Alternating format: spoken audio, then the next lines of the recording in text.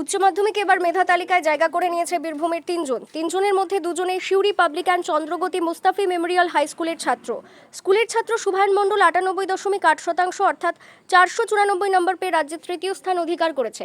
ওই স্কুলেরই আরেক ছাত্র তপব্রত দাস 489 নম্বর পেয়ে রাজ্যে অষ্টম স্থান অধিকার করেছে। তবে উল্লেখযোগ্য বিষয় হলো তপব্রত যে এলাকা থেকে এমন সাফল্য অর্জন করেছে সেখানে সচরাচর এমন ফলাফল দেখা যায় না। তপব্রত সিউড়ির চন্দ্রগতি স্কুলে পড়াশোনা করলেও তার বাড়ি চন্দ্রপুর থানার অন্তর্গত তাঁতিপাড়া গ্রামে। বাবা গৃহশিক্ষক এবং মা নার্স। তাঁতিপাড়ার মতো প্রত্যন্ত এলাকা থেকে এমন ফলাফল স্বাভাবিকভাবেই খুশির হাওয়া এনে দিয়েছে এলাকায়, খুশির হাওয়া এনে দিয়েছে পরিবারে। আগামী দিনে তার স্বপ্ন ইঞ্জিনিয়ারিং অথবা গবেষক হওয়ার। খুবই ভালো লাগেছিল, এতটা আশা করিনি, শুনে ভালো লাগলো। হ্যাঁ, খুশি হয়েছি। সবাই ফোন করছিল, সবারই ফোন ধরার সময় হয়নি, কিন্তু খুশি তো অবশ্যই হয়েছি। ভবিষ্যতে রিসার্চার বা ইঞ্জিনিয়ারিং দিকে যাওয়ার ইচ্ছা আছে। তপব্রতর বাবা ভাগবত দাস জানিয়েছেন, তাঁতিপাড়ার মতো এলাকা থেকে আগে কেউ কোনোদিন রাজ্যে এমন স্থান অধিকার করতে পারেনি। স্বাভাবিকভাবেই নজির গড়ল এলাকায়।